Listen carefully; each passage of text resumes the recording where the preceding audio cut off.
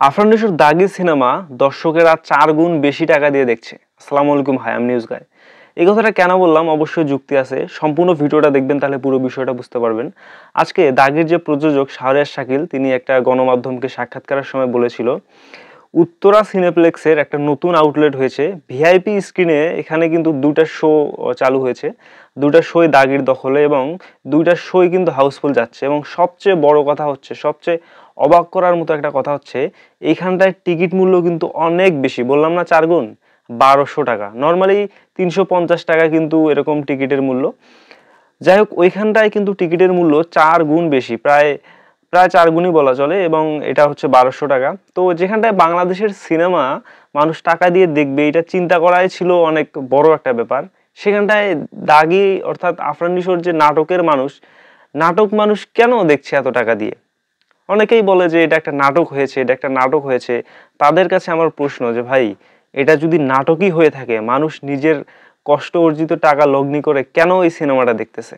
সমস্যা নাই, তাদের উত্তরটা আমি দিয়ে দিচ্ছি। কেননা এই সিনেমার গল্প, মূলত দাগির যে গল্প এবং দাগির যে মেকিং, মূলত এই দুটা জিনিসই দাগির দর্শককে টানছে। অর্থাৎ বাংলাদেশে যে সিনেমা প্রেমী যারা আছে, তারা আসলে বুঝতে শিখেছে যে সিনেমা আসলে কাকে বলে।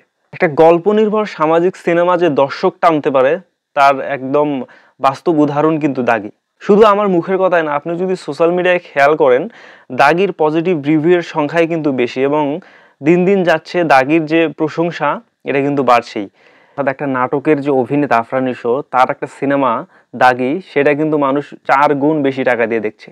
এটা কি অবাক হওয়ার মতো একটা বিষয় না? যেখানটায় শাকিব খান আছে বরবাদের মতো একটা সিনেমা, যার হচ্ছে বিপরীতে আছে, সেখানটায় আফরান নিশোর দাগি, যেখানে তেমন কোনো ভায়োলেন্স নেই, শুধু গল্প নির্ভর সামাজিক একটা সিনেমা, এই সিনেমাটাকে কেন মানুষ এত ভালোভাবে গ্রহণ করতেছে? তো প্রথমে যেটা বললাম, এটা হচ্ছে একটা গল্প নির্ভর সামাজিক সিনেমা। এখানটায় হচ্ছে আফরান নিশোর অভিনয় এবং যে হচ্ছে গল্পের যে ভাইবটা আছে, কালার গ্রেডিং, মিউজিক, সবকিছু মিলিয়ে দর্শককে আসলে এই সিনেমাটা টানছে, এবং দর্শকরা আসতে বাধ্য হচ্ছে সিনেমা হলে। কেননা যখন একটা নর্মাল দর্শক সিনেমাকে দেখছে, দেখার পর যখন পজিটিভ কিছু পাচ্ছে, এটা শেয়ার করতেছে, এবং নর্মাল যারা অডিয়েন্স, তারা যখন এই বিষয়টা আবার দেখছে সোশ্যাল মিডিয়ায়, তখন আবার যারা আসছে সিনেমা হলে দাগি দেখতে, দাগি দেখার পরে তখন তারা কথা এবং কাজের যে মিলটা পাচ্ছে, তারপরে তারাও কিন্তু এই ব্যাপারটা শেয়ার করতেছে। ঠিক এইভাবেই কিন্তু দাগির যে যাত্রা আমরা দেখতে পাচ্ছি, দাগি এগিয়ে যাচ্ছে। সেই সাথে শাহরিয়ার শাকিল অর্থাৎ দাগির যে প্রযোজক, তিনি কিন্তু আরো একটা কথা বলেছে আজকে গণমাধ্যমে, যে তিনি এমনটা নিজেই মন্তব্য করেছে যে আমরা দাগিকে বানিয়েছি একটা মানে ভালো একটা পরিকল্পনার মাধ্যমে, এবং দাগি যে 2-3 দিন চলেই থেমে যাবে বিষয়টা এমন না, যত দিন যাবে তত তুফানের গতিতে আগাবে দাগি, এরকম একটা মন্তব্য করেছেন তিনি।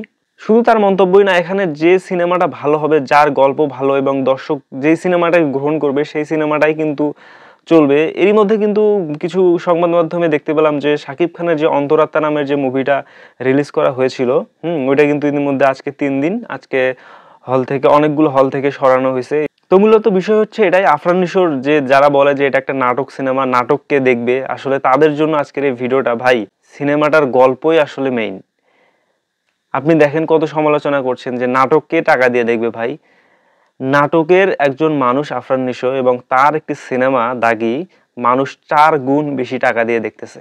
সিনেমাটা যদি ভালো না হতো, মেকিং যদি ভালো না হতো, নিশোর যদি অভিনয় ভালো না হতো, কাস্ট যদি ভালো না হতো, মানুষ কিন্তু সমালোচনা করতো। সোশ্যাল মিডিয়ার এই যুগে আপনি কোনোভাবেই কোনো কিছু দমিয়ে রাখতে পারবেন না। ভালো মন্দ দুটা দিকেই কিন্তু উঠে আসবে। আপনি হয়তো মুখের কথায় বলতেছেন যে সিনেমাটা ভালো না, নাটক এই সেই, কিন্তু ভাই প্রকৃতপক্ষে আপনার মন জানে সিনেমাটা আসলে কি লেভেলের হাইপ ক্রিয়েট করেছে। এখন দিন যাবে, আস্তে আস্তে দাগির যে গ্রহণযোগ্যতা বাড়বে, কেননা এটা একটা গল্প নির্ভর সিনেমা। যখন অডিয়েন্সরা হলে যাচ্ছে এবং ভালো কিছু আউটপুট পাচ্ছে, ভালো কিছু পাচ্ছে, তখন কিন্তু তারা সোশ্যাল মিডিয়ায় শেয়ার করতেছে, বিভিন্ন পোস্ট করতেছে, এবং যে চ্যানেলগুলো আছে তাদের সাক্ষাৎকার দিচ্ছে। এখানটায় কিন্তু একটা ভালো একটা পজিটিভ দিক কিন্তু আমরা দেখতে পাচ্ছি। পরিশেষে বলতে চাই, যে সিনেমাটা সব থেকে ভালো, যে সিনেমাটাকে দর্শক গ্রহণ করবে, সেই সিনেমাটাই কিন্তু শেষ পর্যন্ত সাস্টেনেবল হবে এবং ব্যবসা সফল হবে।